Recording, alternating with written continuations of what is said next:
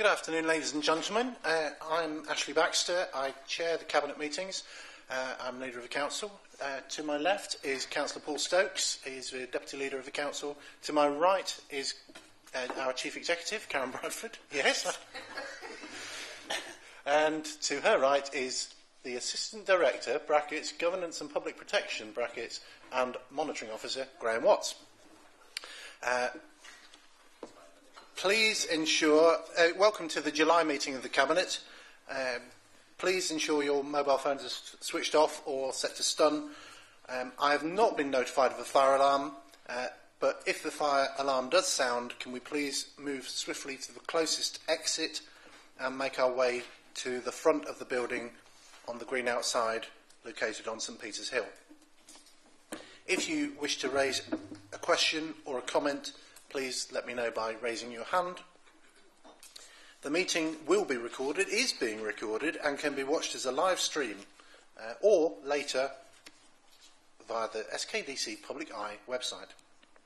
Please note that the reports on Larch Close, the provisional outturn and the productivity plan were published on Friday, I believe as a result of waiting for the outcome of the general election, which has now been decided, if you haven't heard. And three more things to add to the agenda. One is that I would welcome questions at the end of the Cabinet meeting if there is time. Last Cabinet meeting lasted 17 minutes. I suspect that this one, with 17 agenda items, might be slightly longer, and so if we don't have time for questions, then there is another opportunity at full council next week. Secondly, I was pleased to attend a press launch of our prostate cancer publicity refuse freighter this morning. I was pleased with the amount of press who were there, BBC, ITV, and it's a good message. As you know, we've got a pink bin wagon to promote awareness of breast cancer. We now have a blue wagon to promote awareness of prostate cancer. A very good event, and I've got some prostate cancer awareness biscuits for after the meeting if you're hungry. And finally, before we begin the meeting, happy birthday to Phil Knowles. Congratulations on your 21st birthday, or whatever you're up to now. We've got your card, and the Chief Executive has got you a cake. I don't know if she cooked it herself. I suspect not. But anyway, that will be available. That will be available afterwards when we've got through the business of today's meeting.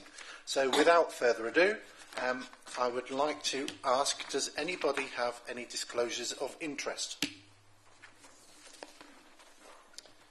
If not, then do we have any apologies for absence? We have no apologies for absence because we're all here, and not only are we all here, we also welcome Councillor Bisnasting and Councillor Harrison to the meeting.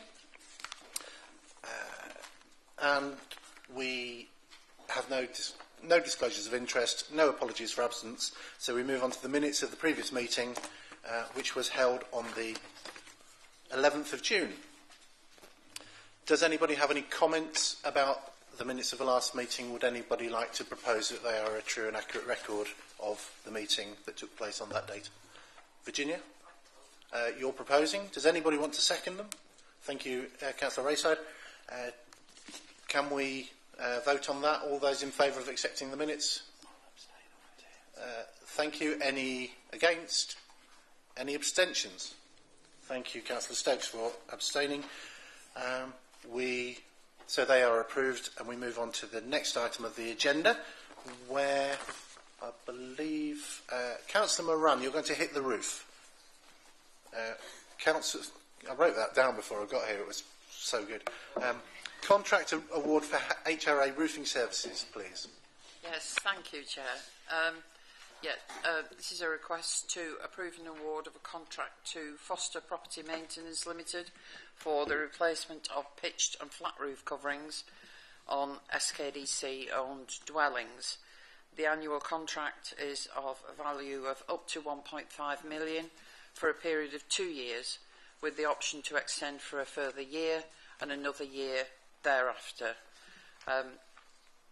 Obviously, Property Management have been through all the necessary procurement processes, and I recommend this approval to the Cabinet.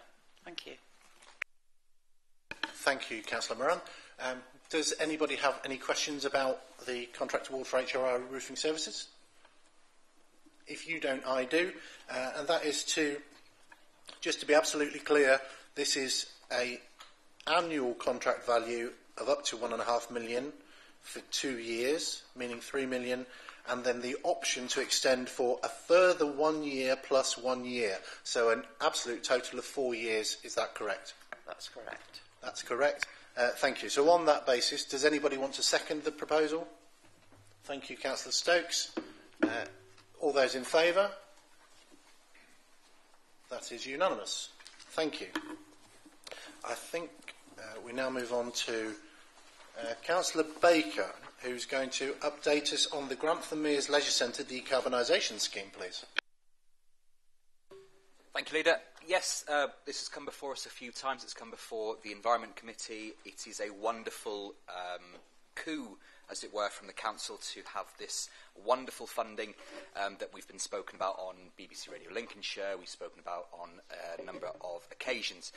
And this is essentially an update on that grant-funded project to upgrade Grantham Mears Leisure Centre. The Cabinet was made aware of the successful award of funding through the Swimming Pool Support Fund Phase 2, administered by Sport England in February, providing £445,000 of funding for the installation of pool covers, which is now complete, and the installation of additional solar photovoltaic panels to the roof of the centre. Cabinet also announced in May that the Council's bid into the Public Sector Decarbonisation Scheme, Phase 3C, has also been successful, providing just over £4 million, including the contribution from the Council, to completely upgrade the centre's existing gas heating systems to a low-carbon heating system. This is a fantastic investment and shows our ongoing commitment to leisure in our district. We're now exploring procurement routes in order to deliver both projects. Due to the terms of the funding, we have some challenging deadlines that we need to meet. The new solar photovoltaic system must be installed and operational by the end of February 2025. And the design phase for the low-carbon heating system must be completed at the latest by March 2025 for install by April 26.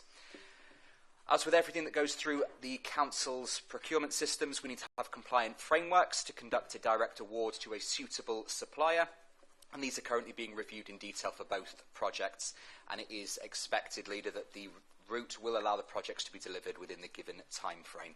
The wonderful thing about both of these schemes is that they set to provide a significant reduction in energy use, significant reduction in carbon footprint, putting the centre on track to be a net zero carbon facility, which is absolutely outstanding. On top of that, there's going to be improved comfort for the centre's users and stabilisation of the energy costs, which is very important given the national and international picture that we see. So, in order to deliver both projects, Cabinet is asked to delegate authority to the Deputy Chief Executive, in consultation with the Cabinet Member for Environment and Waste, to utilise an appropriate framework to directly award the appropriate contractor and enter into the contract for the works. Thank you very much.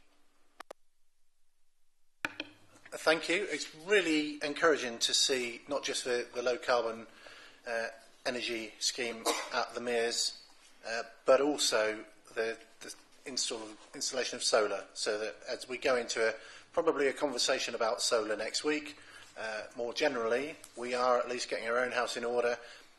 The Mears Leisure Centre has already got some solar, and it is set to get some more. We also say thank you, I can't remember if you did or you didn't, but thank you to Debbie Roberts and her team, particularly Michael and Serena, for going the extra mile to encourage the government to give us this funding. Councillor Cleaver. Yes, thank you, Chairman. In view of the many things that are said in the current solar debates, I think it would be good to emphasise that the photovoltaic panels that we will be using will be ethically sourced. Thank you. Indeed it would, yes. Any further comments on this report? No? In that case, are we... Councillor Baker is proposing, Councillor Cleaver is seconding. All those in favour? That is also unanimous. Great. Thank you. Now, in what is going to become a theme this afternoon, I'd like to invite Councillor Virginia Moran to introduce the next report, which is the contract award for new build housing at Larch Close in Grantham. Yes, thank you. Sorry if I'm going to be taking over the microphone for a lot of this meeting, but it's evidence, if anywhere needed, of just how much the housing department is achieving. So on to the contract award. This is for a new build housing scheme at Larch Close in Grantham. This particular development has been in the pipeline for I think about 5 years, and it was 2 years ago that planning permission was granted. At the time that was for 21 dwellings, 19 flats or apartments and 2 4-bedroom houses. This proposal is just for the 19 flats. The reason being that the 2 4-bedroom houses, whilst when this scheme was first proposed, seemed the best option, our latest housing needs analysis and our own experience tells us that what we really need is 1 and 2 bedroom houses. That's what our residents are looking for. So we intend to go back to the planning committee with a new application regarding the 2 4-bedroom houses and have 4 2-bedroom houses instead. In the meantime, we'd like to get on with the 19 units. There was a very stiff procurement process. We'd like to award it to Mercer Building Solutions, and the cost comes in at a little over £3.8 million. There's 4 parts to the contract award. It's approval of the tender process and the appointment of Mercer Solutions. There's delegation to the Deputy Chief Executive, Section 151 officer, in consultation with myself to enter into the contract in the sum I just mentioned. Also delegates to the Deputy Chief Executive and Section 151 officer, in consultation with me again, to apply for the amendments for the planning permission to ensure the development meets current housing needs and delivers value for money. And finally, subject to the outcome associated with recommendation 3, agrees to delegate to the Deputy Chief Executive, Section 151 officer, in consultation with myself, authority to vary the construction contract accordingly. It does appear on the surface to be one of our more expensive developments, but as I said, this is a legacy project. There was a very, very robust tender process, and the people we have chosen came out top of that process. And we've also had an analysis of a positive financial return on the development, with an expected up to £60,000 a year return per annum. The development will be wholly funded from HRA capital receipts. If I could ask this Cabinet to approve the 4 parts of this contract award, I'd be very grateful. Thank you. Thank you, Councillor Moran. It is my belief that if we go ahead with this scheme, it will be the largest number of dwellings in a single scheme undertaken by this council for a very long time. I'm happy to be corrected on that, but I think it's kind of disappointing because it's only 19 at the moment, but it does reflect our intention as an administration to get on with providing houses by all available means, really. Does anybody have any questions for Councillor Moran? If not, would anybody like to second Councillor Moran's proposal? Councillor Cleaver, thank you. All those in favour? That's unanimous again. Thank you. Moving on to agenda item 7. Ooh, I beg your pardon. Councillor Bishnasting. Thank you, Mr. Chairman. I just wanted to ask a questions with regard to planning. Yeah.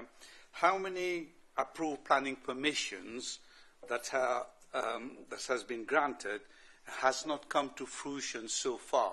That is, nothing has been built. Do we know how many actually is out there? Probably as possibility of land banking, okay, or anything we can do. Are you talking about permissions from applications from South Kesteven for our housing, or more generally?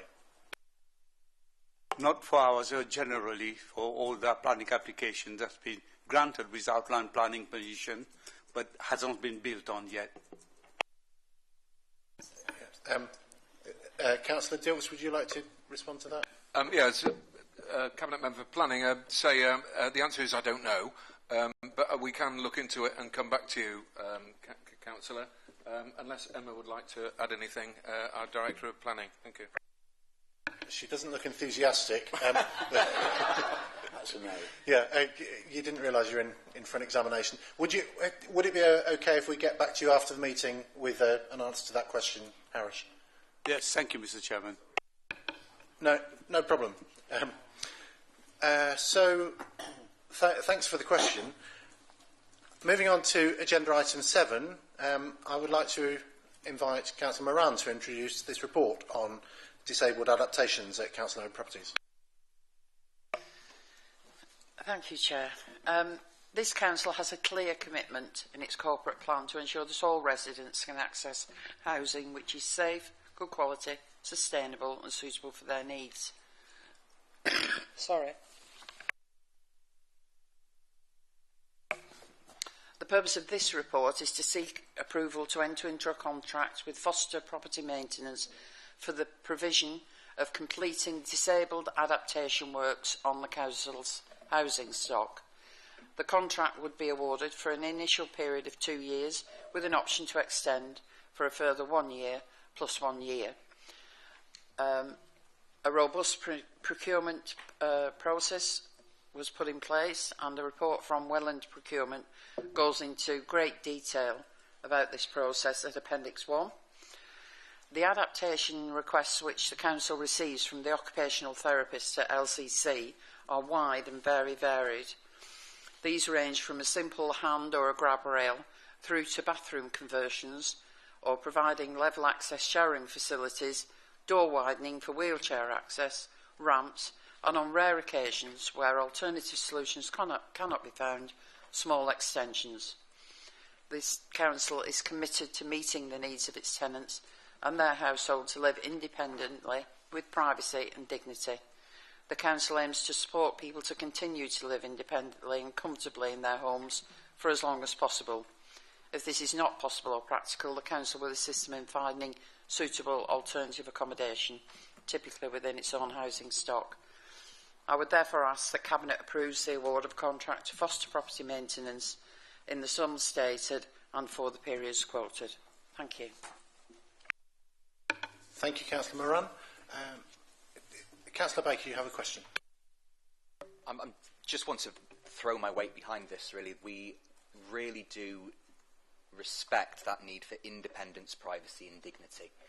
I'm aware of at least two residences, 2 families in my own ward who are working with the council to get the adaptations that they need, and this is a clear step showing that the money is there for adaptations, the time is there and the forethought is there for adaptations. So I look forward to all of this money and time and contract being put where it is so desperately needed, because so often we see with our disabled residents, they're unassuming, they're quiet, they don't ask for much, they try and maintain that independence for as long as possible, and it's really important that when they do ask for help, when our residences do ask for help, that we can be there and say, yes, we can keep you in your home, we can help your home be suitable for your needs, and we can help you to be independent, keep your privacy and keep your dignity. So I look forward to seeing this enacted over the coming years. Thank you. Councillor Dilks, did you indicate? I don't think I did, but I fully support previous speaker.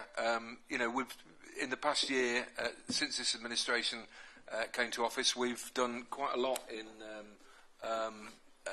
in actually spending the money wisely in the disabled facilities grants, which are for privately owned homes. So I'm really pleased with the progress that's been made there, and I welcome the progress that's now going to be made in council-owned properties. And this is an investment, as colleagues have said. This is an investment in people, and you know, if people can live in their own homes longer as they wish to do, then that just has to be great for all of us. Thank you. Thank you. Thank you for your comments.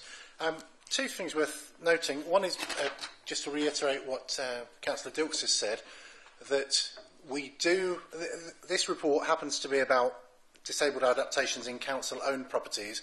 We do have a fund for privately owned properties. So if anybody happens to be watching this on a Tuesday afternoon and knows of people who live in their own properties or privately rented properties that need disabled adaptations, please don't hesitate to come forward. You might qualify.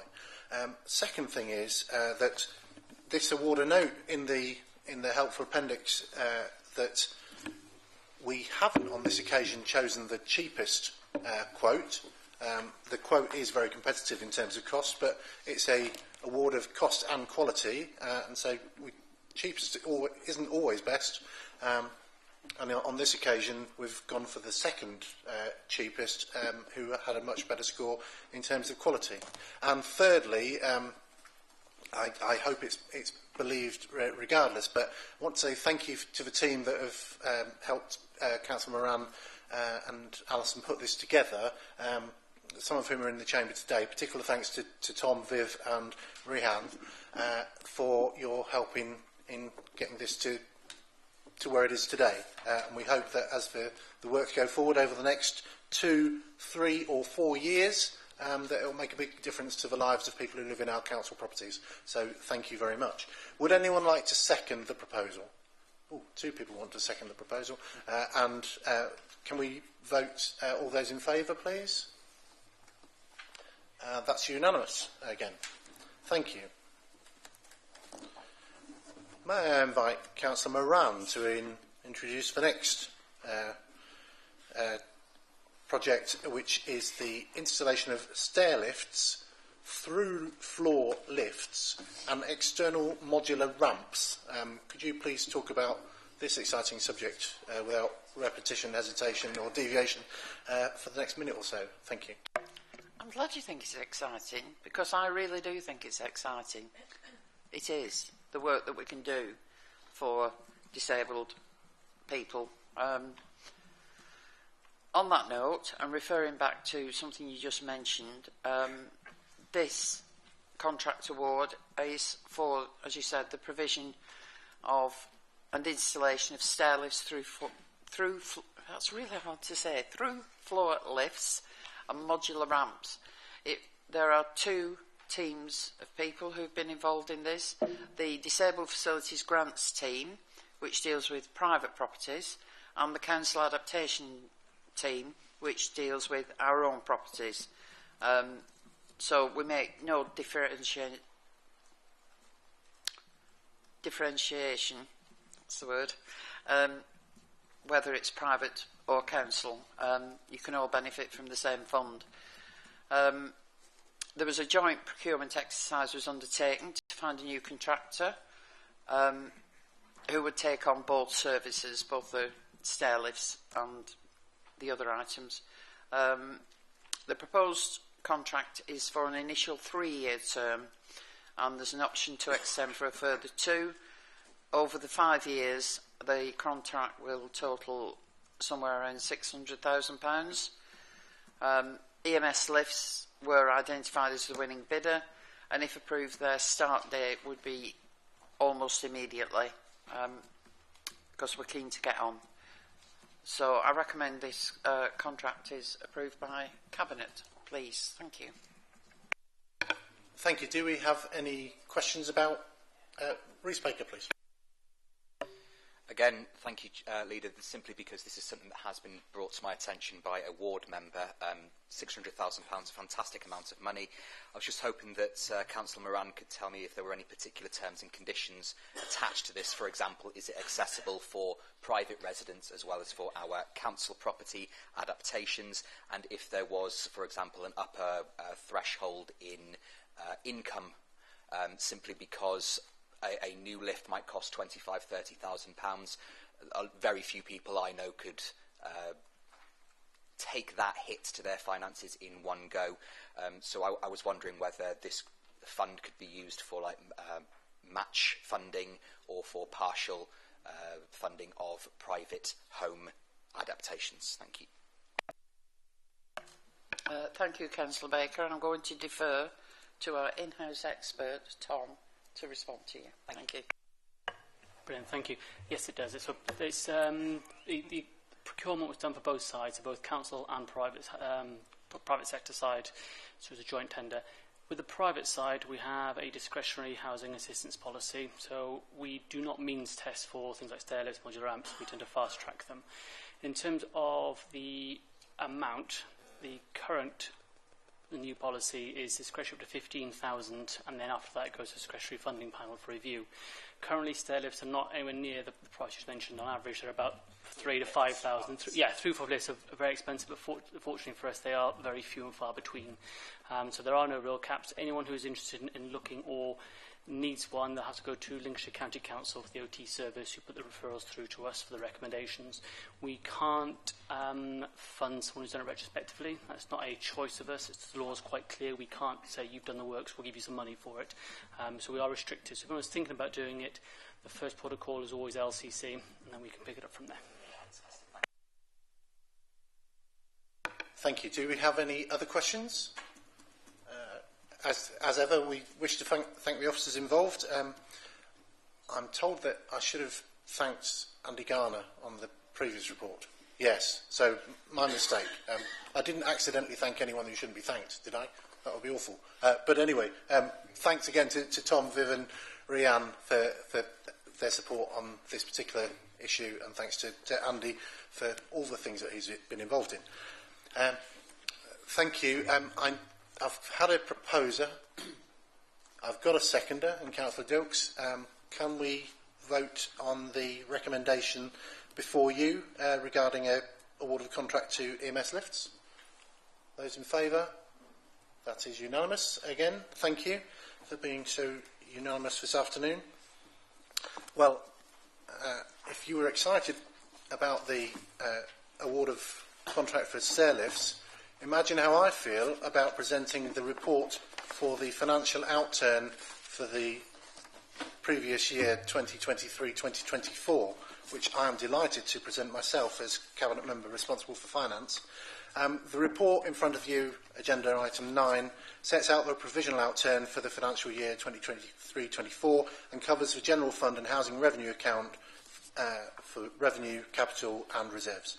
The report, I've signed it off 3 times. I thought it was some kind of déjà vu, but I've signed it off for Cabinet and also for Governance and Audit and also for Finance and Economic Committee, both of whom will discuss it next week.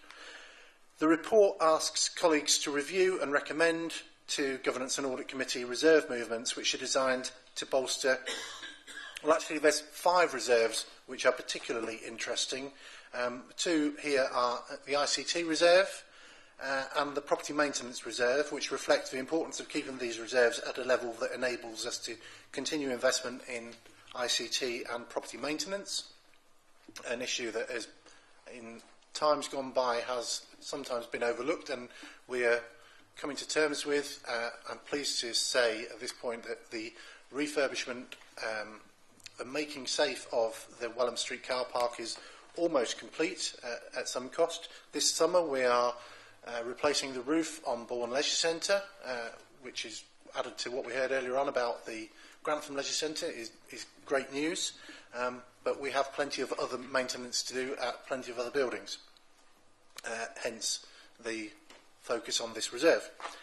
The report also asks Governance and Audit to consider the formation of 3 new reserves. The first is a flood reserve. Given the impact of floods in Gretford, Tallington and other villages earlier this year, through Storm Henk and Storm Babette, mainly Babette, we realise that we need to be able to act quickly and decisively when people are impacted by flooding. Secondly, I'm delighted to recommend a leisure investment reserve. We recognise that, notwithstanding whatever the new government proposes to do about public buildings and leisure centres in particular, and I hope it's very positive, we want to be prepared for what's happening to our leisure centres, some of which are older than they were last year, as is true of all of us, especially Phil on his birthday. We're all a year older today than we were this time last year, yes. Thirdly, a climate change reserve. You might feel déjà vu because you know that we've got a climate change reserve for our general fund. This is a climate change reserve of £100,000 for the HRA. So we can act nimbly and with reference to climate change initiatives on the housing revenue account, because those two don't mix. Obviously, this reflects the importance that we, our important regard for climate change and housing and leisure and maintenance as an administration. The report itself sets out a very positive year-end position, not least due to the increase in revenue on our investments, but also due to the prudent management of finances by members, officers and others. And we have the positive investment income is beyond budgeted levels, and there's a reduction in the assumptions that were built in around energy and fuel costs, because you remember this time last year energy was all over the place. Well, it's all over the place, but a bit lower now. So we're in a healthy position going forward into 25-26. Finally, you are asked as Cabinet to consider a number of budget carry-forwards for the General Fund and the Housing Revenue Account, and these are referenced in Tables 1, 3 for the General Fund, and Tables 6 and 8 for the HRA. So, do we have any questions about either the recommendations or the report on the financial outturn? 2 hands up. I'm worried. Councillor Baker. Let me alleviate that worry. This isn't a question, Councillor Baxter. This is an explanation I think our council taxpayers are due. Anybody going through the outturn report will notice that we didn't use all of our climate reserve fund. This was not a plan. We're not saving this fund for a rainy day. This isn't like the £20 I've got hidden somewhere in my bedroom, just in case I need an emergency Toblerone. We've been immensely blessed over the last year with our success in grant applications for a number of projects that we had originally earmarked from the Climate Reserve Fund. We have allocated £70,000 for photovoltaics to go onto the cinema roof building, and we are exploring solar on Welham Street car park, which is earmarked in that original fund even without recapitalising it, but could not go forward until the structural works had finished on the car park. We've got plans for Bourne Leisure Centre to have its lights upgraded to LED. We've got plans for electric grounds maintenance equipment. Other plans are afoot, but we've got a fantastic team sat behind me who are incredibly proactive, finding grant monies, finding pots of money from different areas, showing how seriously this administration takes its stewardship of council taxpayers' money. So I don't want anybody to think that we're sitting on large sums of money. There are plans to spend it, but as we come across more funding, we think it's sensible to use that funding so that we can have an even bigger impact in our community. Thank you. Thank you for those positive comments, Councillor Baker. Councillor Dilks. Yeah, thanks, Leader. I was just looking at the recommendations, and I note recommendation 4 is to delegate to the Deputy Chief Executive and 151 Officer, in consultation with the Cabinet Member for Finance, etc., to finalise the reserve movements relating to the General Fund and the Housing Revenue Account to ensure they're maintained at prudent levels. I just wondered if the Cabinet Member for Housing should also be consulted on the levels of on that issue. Thank you. that seems a perfectly reasonable suggestion. I hope the minutes of this meeting will reflect what you're proposing, which is basically, in terms of the housing revenue account, that relevant appropriate consultation will take place not only with the Cabinet Member for Finance, but also the Cabinet Member for Housing. Does that sound reasonable to you, Mr 151 Officer? The more the merrier. Just for clarity, both the working balances for the HRA and General Fund are within policy tolerances that have already been set by Council, so we're just seeking final confirmation of the movement we'll make, but happy to consult with the Cabinet Member for Housing. Thank you. Thank you for that clarification. Councillor Moran. Can I just thank Councillor Dilks for his suggestion? No, I really mean. No, I mean it. I mean it. Yeah, seeing as the HRA budget takes up such a lot of our income and expenditure, I don't know why I didn't ask myself. But thank you, Councillor Dilks, and thank you to the 151 officer for supporting it. Thank you. Okay, with that one amendment, can I see if we have a seconder for the whole substantive? Thank you, Councillor Cleaver. All those in favour? We are, again, unanimous. Thank you. Moving on to agenda item 10. I've got a question from Councillor Bishnell-Singh. Harris will do, Mr. Chairman. Mr. Chairman, I don't know if it is appropriate time at this, while you are in expenses, to ask for an update on Stamford cattle market car parks upgrade to the extra 100 parking seats. Is this planned to happen this year, or is it going to be postponed? Can I leave that question until questions to the Cabinet at the end of the meeting? But thank you for bringing it up now, because I'm sure that officers will be able to ensure that we have an answer. Obviously, we know, but yeah, we will answer that question before we leave today. Thank you. Can I invite Councillor Knowles to present item 10, which is about the SKDC productivity plan? Yes, thank you, Chair. Just to go ahead of you in thanking the Chief Executive and her staff in contribution to this plan. It came about in January 2024 when additional funding measures for the local government finance settlement for 24-25 included a demand that we have a productivity plan, and we had to produce this by July 19th, which is the end of the current session of the Parliament. Guidance, this was required as part to be sent to the Department of Levelling Up Housing and Communities, which I believe the name is going to be changed any moment now because the new government don't like the word levelling up, but there we are. Anyway, we've produced a plan. We got instructions rather than guidance of how it was to be produced and what was expected from it. This established that the submitted document should summarise the work the authority has undertaken in recent years, along with current and future plans to transform the organisation and services. All council services and activities are within scope, which includes the HRA account.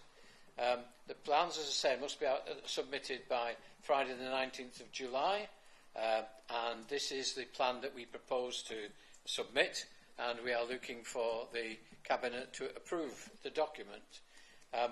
Given that the new government has been in for 2 or 3 days now, I'm sure it's at the top of Angela Rayner's list, to be considering all the plans from all the districts and councils all over the country.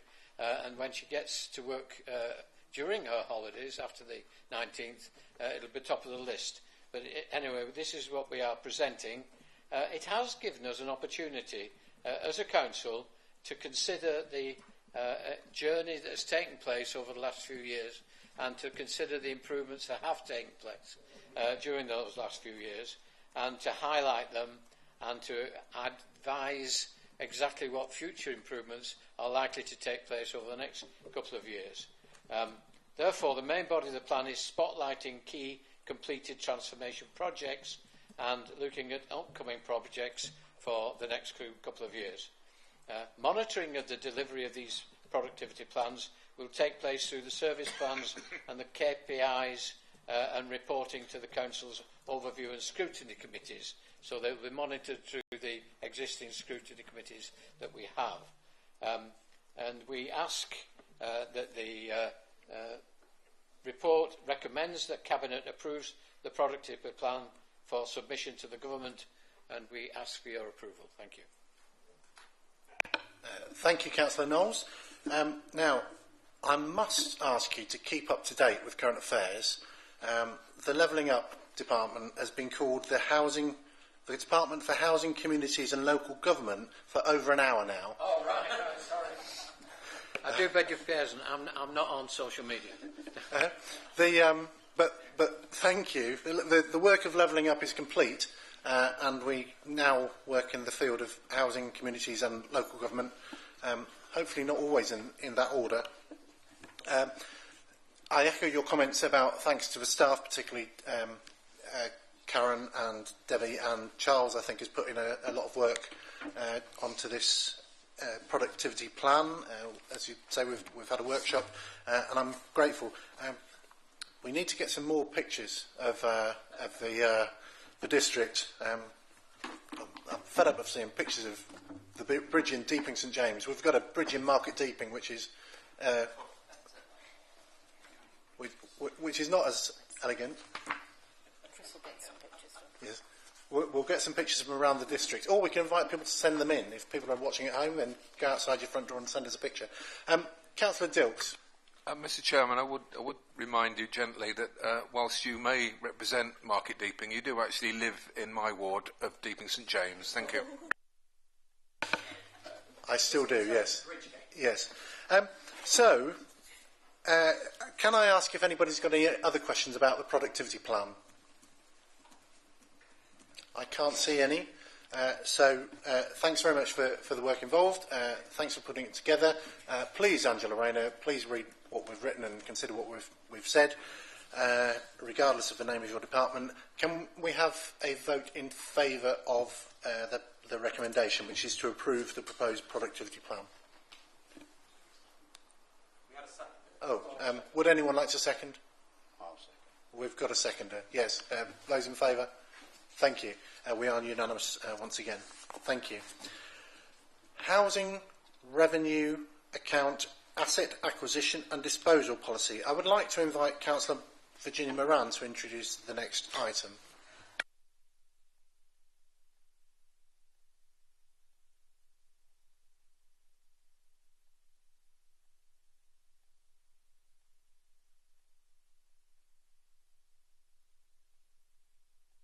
We've gone over the 17-minute deadline, but we're not yet at the 3-hour deadline.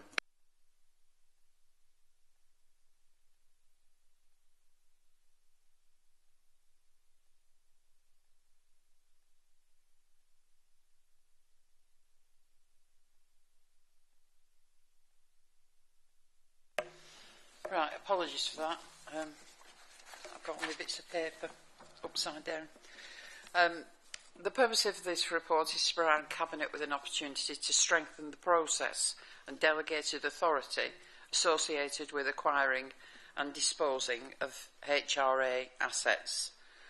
The recommendation is the incorporation of the template attached at Appendix B to demonstrate the business case, and to delegate authority for the acquisition or disposal of HRA assets as the Chief Executive, the Deputy Chief Executive or relevant Director, in consultation with the Cabinet Member, the Section 151 Officer and Monitoring Officer. This would be to give authority to acquire or seek disposal of HRA assets up to a value of £500,000, exclusive of VAT, subject to legal and valuation advice.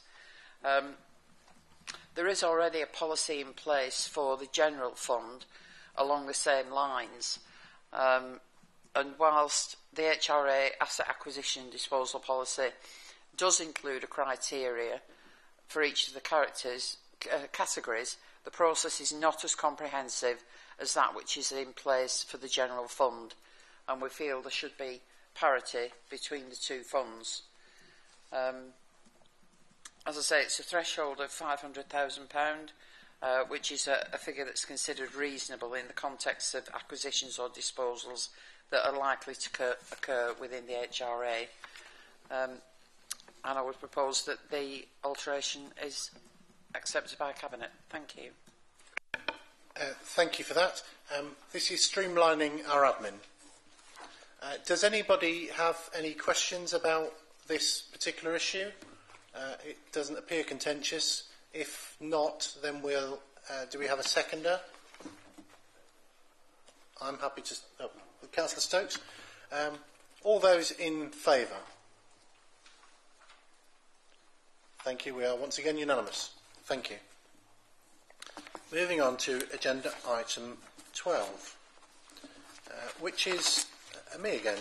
This is an update on the economic development strategy for South Kesteven, the much talked about economic development strategy for 2024 to 2028. This has been through the relevant overview scrutiny committee, the Finance Economic Scrutiny Committee. It's been through a consultation with stakeholders. Over 250 public sector partners were written to, including business club representatives and residents who have previously expressed an interest. Over a 4-week consultation, we received over 50 responses, and an early review of the consultation responses outlined a number of themes, including recognising the excellent infrastructure links that exist in order to maximise economic and social benefits, a need to identify the supply of available commercial business premises, looking at the support that may be required for new and emerging sectors, which will be important in providing new and higher quality employment opportunities, and more detail about local issues that might be affecting the district. I would say on that second issue about identifying available commercial premises in the district, I'm pleased to say that there are the number two fewer premises available for commercial businesses in the Deepings as a result of what was a Ken Reid site becoming a Pets Love Fresh business in Market Deeping on the Northfields Industrial Estate.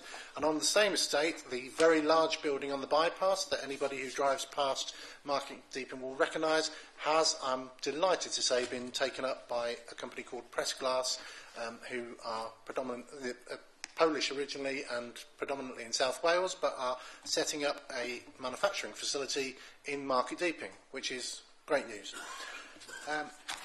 The results of the consultation require further analysis, and consequently the Finance Scrutiny Committee has agreed to take part in a further workshop which is scheduled for the 17th of July, the same day as their meeting. The indicative timetable for the delivery of the strategy has been adjusted appropriately and is set out in Table 1 of the papers. Developing an economic strategy is really positive for the district and will support the corporate strategy's priority of enabling economic development.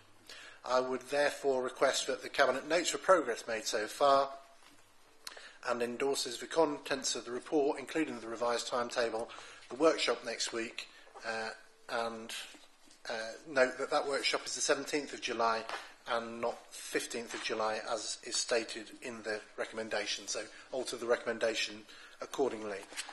Do we have any questions on this agenda item?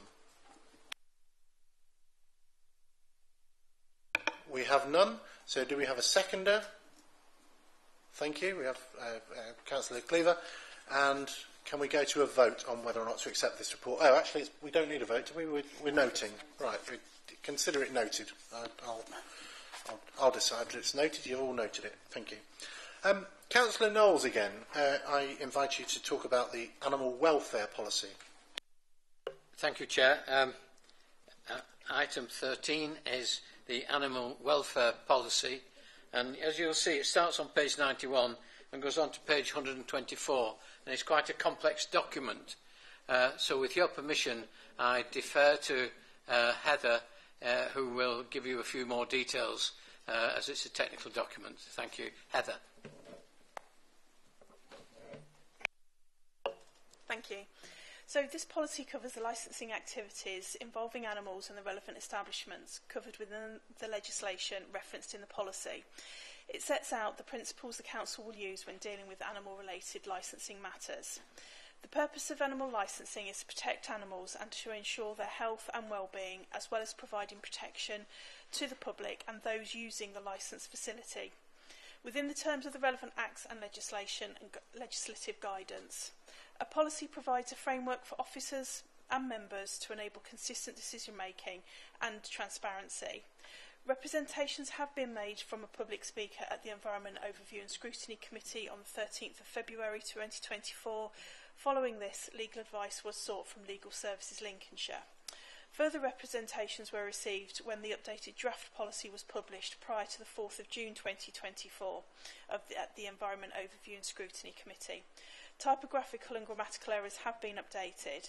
However, the policy is not meant to be a recital of the legislation and the regulations, and no amendments have been made in respect of that feedback. An animal policy is not necessary, and therefore Cabinet can decide that a policy is not required. The authority can continue to provide the animal welfare licensing provision in its current manner. So the recommendation is for Cabinet to update the final draft policy and the animal welfare policy and approve the Deputy Chief Executive in consultation with the Cabinet Member for Corporate Governance and Licensing to make minor amendments to the policy, such as legislative updates, which may become necessary from time to time to ensure its continued accuracy, but do not affect its direction or intent. Thank you. Thank you. Do we have any questions about the animal policy, animal welfare policy? Councillor Baker. Obviously, I'm delighted as a Green member here to see animal welfare coming up front and centre for this council. It's not a statutory policy. We don't have to have this. I'm also delighted at the journey that this policy has taken. We've shown openness and transparency in how we put these things together.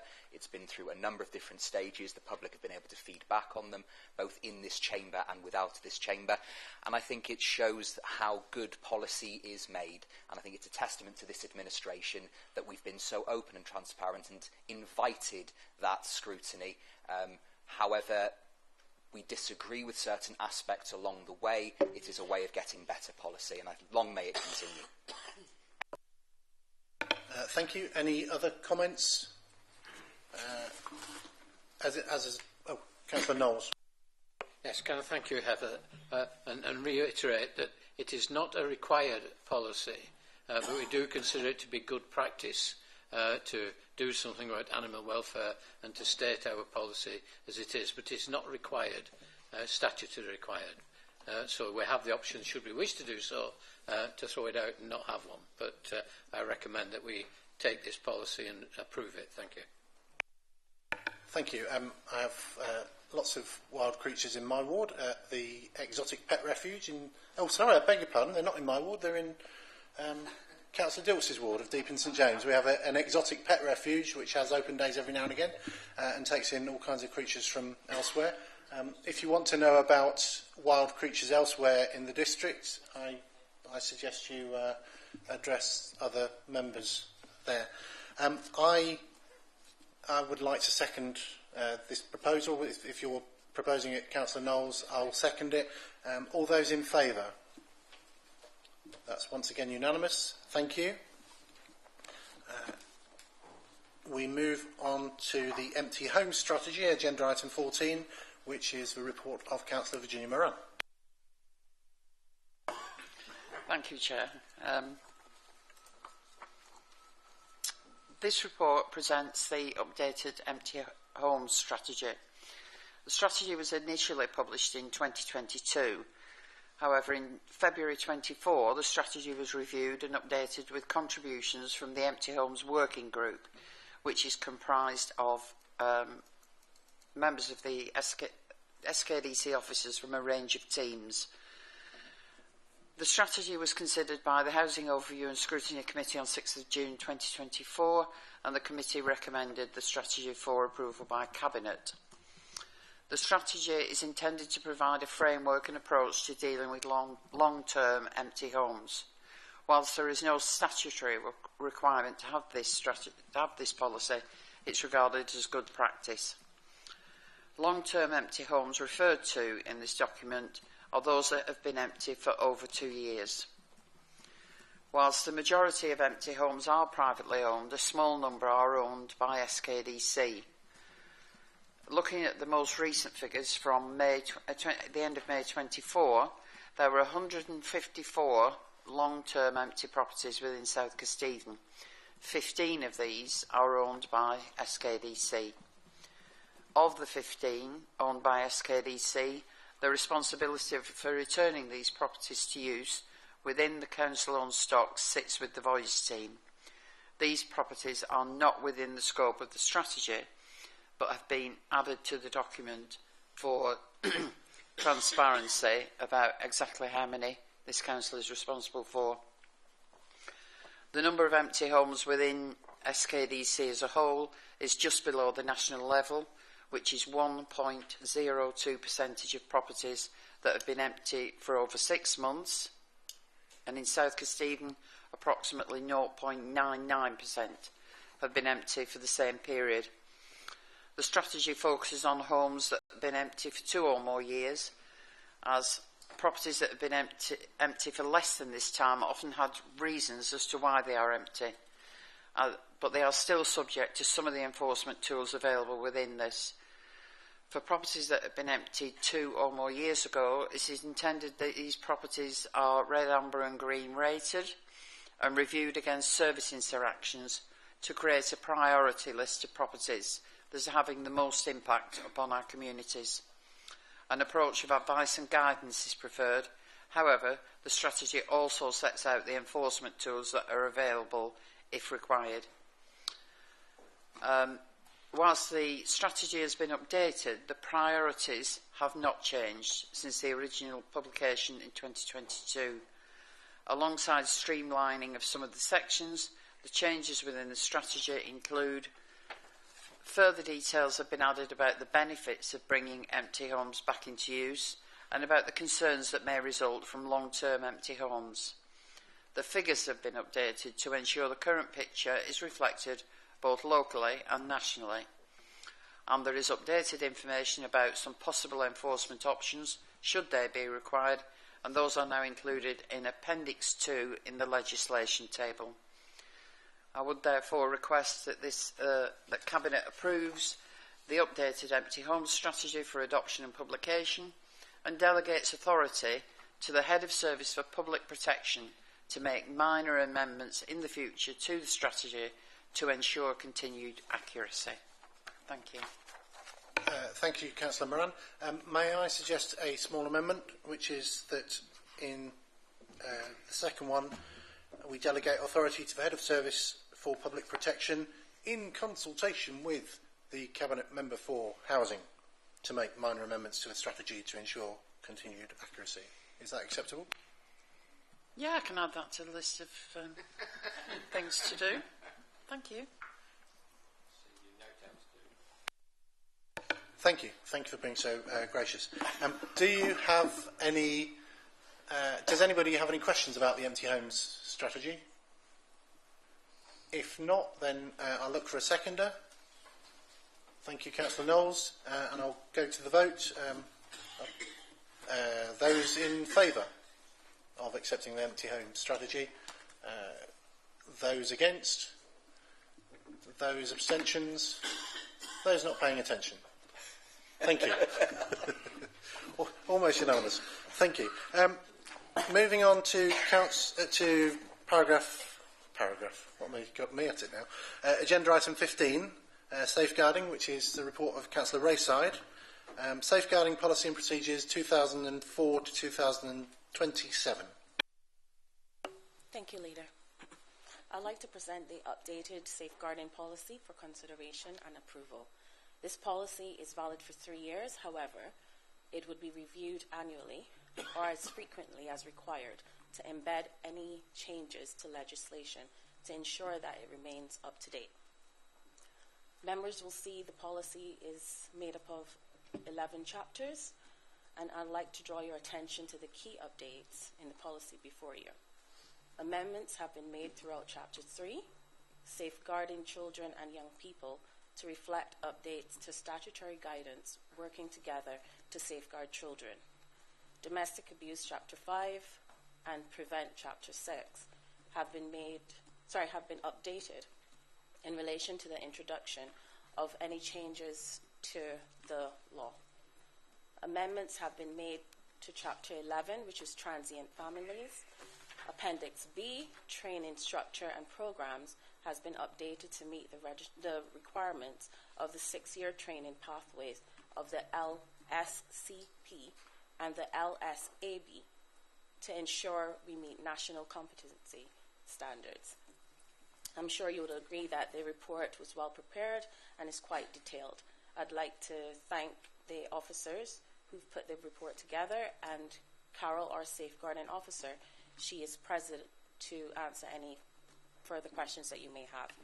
Cabinet is asked to approve the safeguarding policy and procedure for 2024-2027. Thank you, Leader. Thank you very much, Councillor Rayside. Do we have any questions about the report? Councillor Dilks. Thank you, Leader. I'd just like to say it's a really important report to keep up to date with safeguarding issues.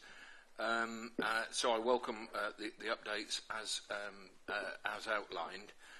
It is about protecting not just our residents who we represent, whether children or adults, but also protecting our own officers who go out and meet our residents and, of course, our employees. I'll just say on some years ago, in a previous life, we looked at modern slavery, and I brought a motion to council, and it got referred to a committee, and eventually we adopted a sort of a modern slavery or updated the modern slavery policy. And it took me, I banged on and I banged on and I banged on about getting the modern slavery policy on the front page of our website. And for some reason it just didn't happen. It didn't happen. But I'm pleased to say it has now happened. And on our front page of our website, there is the modern slavery policy with a link into this updated safeguarding policy. So I really welcome that. You know, Tesco's have done that, and Sainsbury's have done that for years, putting their modern slavery policy on their front page of their websites. And so I welcome the fact that we've finally got round to doing it. So I really welcome it, and I will be voting for it. Thank you. Thank you, Councillor Dilks. Councillor Rayside. Thank you, Councillor Dilks, for your comments and for making sure that the modern slavery policy is now on our front page. Safeguarding is something that's often taken for granted, and I'm quite pleased to see that as a council we're taking it seriously and making sure that we're up to date with the legislation as it comes forward. Thank you. Thank you. I'd like to say that safeguarding is one of the 4 training modules that we've asked all. Oh, not we've asked. We have said that 4 training modules are mandatory for anyone that wishes to serve on any committee of the council. I'm pleased to say that safeguarding is one of those, and all but 5 now of the members of the council, so 51 out of the 56, have now completed the safeguarding training, which is great. 2 of the things that stuck out in my mind when I did the training recently were, first, that safeguarding is not just the responsibility of South Kesteven District Council. It is not just the responsibility of the school or the county council or the police. Safeguarding is everyone's responsibility, meaning everyone. We are each other's keepers. We are our neighbours' keepers, and we need to be mindful of how things go on. And the second thing I learnt was about professional curiosity. We need to be interested, and there's a fine line between curiosity and nosiness, but err on the side of professional curiosity when dealing with issues that might be safeguarding issues. The worst that can happen is that you would report something and there was nothing there to be. So I'm really grateful for the training that we have received, and I'm pleased with this report. The Chief Executive wants a word. Gosh, that sounds a bit firm, doesn't it? No, I just wanted to just say thank you to two key members of staff in here today. One, Sarah McQueen, who has stepped up as our safeguarding officer now for the council, and Carol Drury didn't step back quick enough, and she's our deputy safeguarding officer. Both are fabulous ladies. They led our Section 11 audit response earlier this year, and also went and did an assessment on a different council. And as you can imagine, they might have found a few things with the other council, not ourselves. But thank you for being so diligent in what you do. And they also do a formal report once a month as well to the statutory officers of this organisation on the amount of safeguarding referrals that we've taken as well. So I'm really pleased that Safeguarding is back on the right page with the right training being done. And if they don't do the training, Carol's there to nag. She's certainly a better nagger than Sarah is. But thank you to both officers. They do a fabulous job. Thank you for those. I'm not sure if that's a compliment to be... Oh, it is. It is in this job. Yes. Who's the biggest nag in the council? It's a answers on a postcard, please.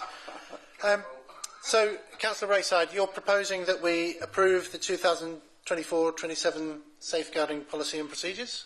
Yes, I am. And sorry, Sarah. Sorry I've left you out of my report. Yes, I am. Do we have a seconder? We have a seconder in Councillor Dilks. All those in favour? All those against? All those abstaining? I wasn't paying attention. All those not paying attention? Yes. I know it. I know when we go over the 17 minutes it's difficult to maintain concentration. But we have the majority anyway, Councillor Baker, so don't feel bad. Can I move on to agenda item 16 and invite Councillor Stokes to introduce this item? Thank you, Leader. And also, especially thank you to Michael Chester, who's put so much work into both this report and the accompanying strategy. I'm pleased to present this report and the accompanying strategy, which sets out the Council's key priorities and management of its 38 play areas across the district. It's not easy to put something like this together, it's not as easy as it may seem. We have a vast array of play equipment on 33 sites. I welcome the development of this much needed strategy, which has come at a time when the Council is facing additional financial pressures and the costs associated with maintaining play areas is ever increasing. The strategy will allow the Council to prioritise those play areas which require capital investment and allow the Council to continue working with external stakeholders to identify funding opportunities.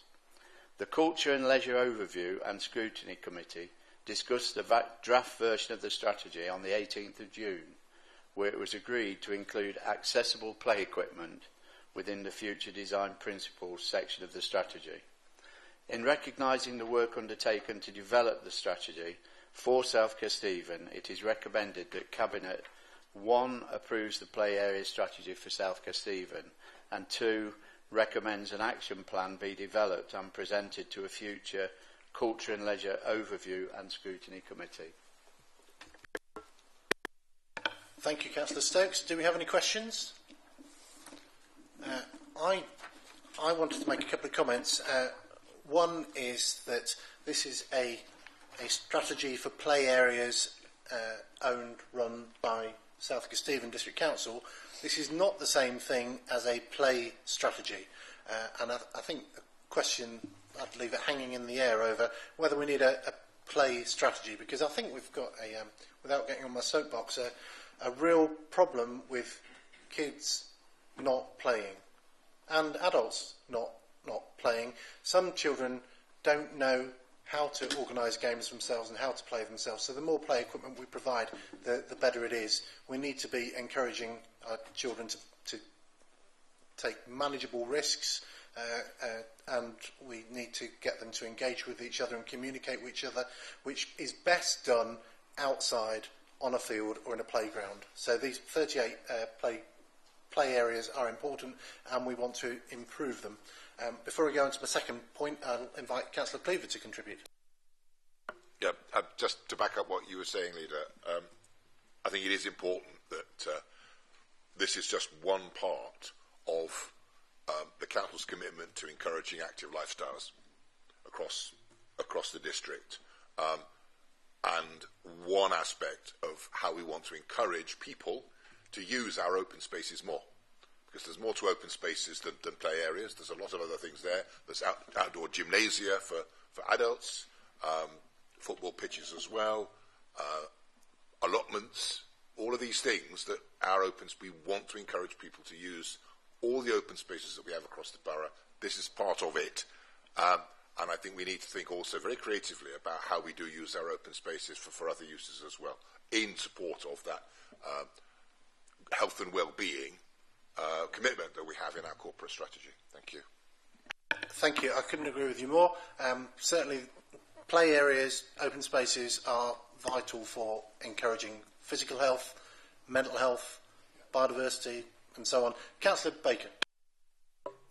At the risk of telling the Cabinet to suck eggs, we know how important these installations are. We know how important play equipment is.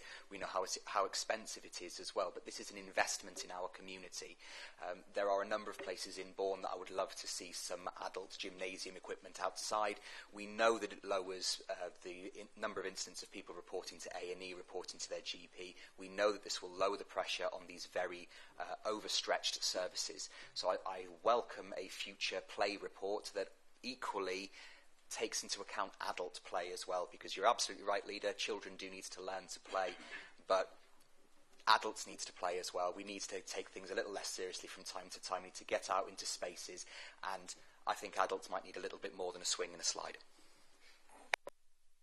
Indeed. Thank you. Thank you for that. So you're proposing that we accept this report, Councillor Stokes. Does anybody want to second? Thank you, Councillor Knowles. All those in favour of approving the place area strategy and recommending that an action plan be developed? All those in favour? That's unanimous once again. Sorry, I meant to say, could we add a further recommendation to this report that the play area strategy and action plan are reviewed by the relevant overview scrutiny committee in 3 years or less, please? I'm happy to propose that. Do I have a seconder? I have a seconder. All those in favour? We are unanimous. Thank you. Right, moving on to item 17. We're getting there. Key and non-key decisions taken under delegated powers. We're asked to note the content of this report. Does anybody wish to make any comments on this report? It includes details of prison leavers guidance, which was a decision taken by the Cabinet Member for Housing, and transfer of land at Swinegate, which was also Cabinet Member for Housing. So that's for noting only. Any questions? No? We move to our Cabinet Forward Plan, which, as I always say, is an active document. It could change at any moment. And we note the contents of the current plan. Any questions or... Mr Wiles. Thank you. Right on cue to change it at any moment. Can I change the forward plan and add in November contract award for Cattle Market Car Park extension? Thank you. I'm glad you mentioned the contract award for the Cattle Market extension. Thank you for that. Cabinet, are we happy to note the Cabinet Forward Plan with the added addition? Councillor Bradford, you're not going to disagree with Mr Wiles, are you? No councillors today. Thank you, Chairman. Just a quick update is, I know myself and the Deputy Leader are in regular discussions about the lease to Grantham Town Football Club. We do have it on to bring it back to this committee. Of course, we've slipped it a number of times. We're still really not getting the engagement that we need, although Deputy Leader has tried again because the Grantham Town has a new chairman. But living in hope, it might be the September, but still then again it might be a later meeting than that. But please choose to reassure you that we are trying as much as possible to get a response from the football club, which is appropriate. And it's great to see again on the forward plan a number of contracts for housing. I think Mark, sitting at the back, our new Head of Technical Services for Housing, I think there's about 30 contracts to be let this year. So we will be hearing from our Cabinet Member for Housing quite a bit, but another number in September. So it's good to see, though, that we're going to get the contracts in place. Thank you. Thank you for that. We're happy to note the Cabinet Forward Plan. It seems to me that some of these football clubs change their chairman more often than we change Prime Minister. We move on to the final but one item on the agenda, which is questions. I'll repeat the question from Councillor Harish Vishnath Singh to the Cabinet, which is about the Cattermarket car park. I'm pleased to confirm that the Cattermarket car park contract will be let in November, and I don't know if Mr Wiles would like to add anything else about the flight path of that project. Just to add, the expectation is it'll go before Planning Committee, possibly at the September meeting, and should that get safe passage through, then we would look to procure a contractor, seek your approval to award the contract, and then hopefully mobilisation on site would be January 25. We anticipate potentially a 16-week programme of works, so we're looking at spring 25 for the opening of the extension. Thank you. So we hope the Cattermarket car park will be ready by then. I don't really understand why it needs planning permission. Do we need planning permission to turn something that looks like a car park into a car park? Yes, I'm told yes. Okay. Okay. Councillor Harris. I'm not so clear that it does need what's called planning permission, because it's already a car park. It is there, and I think it just makes sense to remarking of the line. I'm seeing that. So, Emma, would you like to explain when is a car park not a car park? Okay, so it's my understanding that it's a cattle market, so it's a space for a market to be held, and that would be the lawful use. A car park is a different use, and therefore is material change use between the two. It may not require any operational development in terms of physical built structures, but the use is changing, so that would require planning permission. Thank you.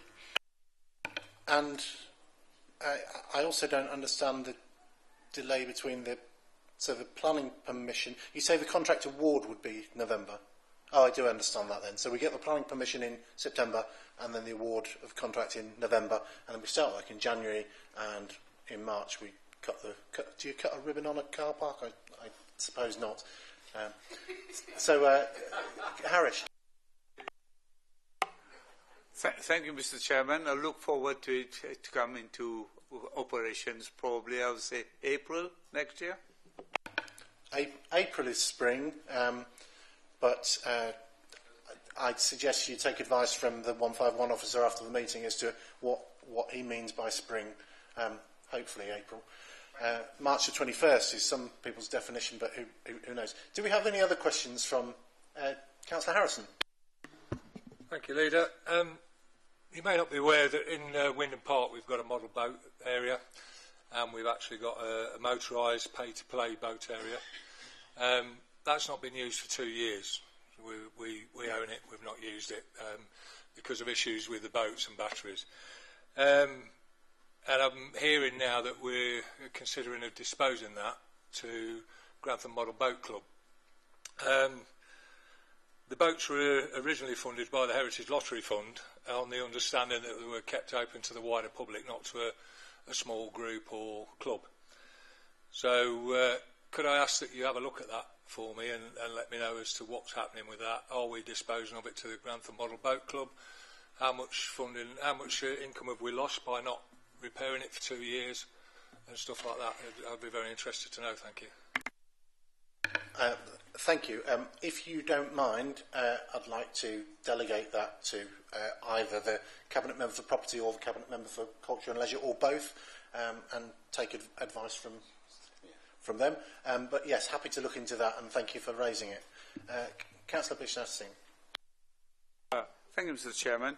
My second question would be, are there any possibility of installing some more EV charging points on not Cattle Market, but on Wharf Road car park? Councillor Cleaver is keen to answer this question. Which Wharf Road, Grantham or Stamford? Stamford. Thank you. There will be, if my memory serves me correctly, from looking at the latest designs for the Cattle Market extension, there will be 8 EV charging points planned there. There are a number planned under the LEVI scheme funded by the County Council, through the County Council, for Stamford, which will also be put in fairly shortly. And obviously we will await government initiatives to fund any further EV charging points in our car parks. And we are basically awaiting that rather than committing any plans at the moment for any other car parks. Thank you. Thank you. I hope that is informative. Thank you. Do we have any other questions? If not, thank you for attending. I've got one other request of the Cabinet. As you know, there is a European football tournament going on at the moment, and England have reached the semi-finals. May I request Cabinet's approval that we fly the St George's flag while England remain in the competition? Councillor Stokes seconding that. Could I have those in favour? And those against? And abstentions? Thank you, that is approved. We will. Mr. Leader, I noticed that you left that until the 90th minute of the proceedings. I'm glad we didn't go into penalties. Thank you very much. We can now. As a football mum, I welcome this. Thank you. So thank you for attending the meeting. As I grab the gavel, we can now retire for cake and biscuits. Thank you very much for your attendance.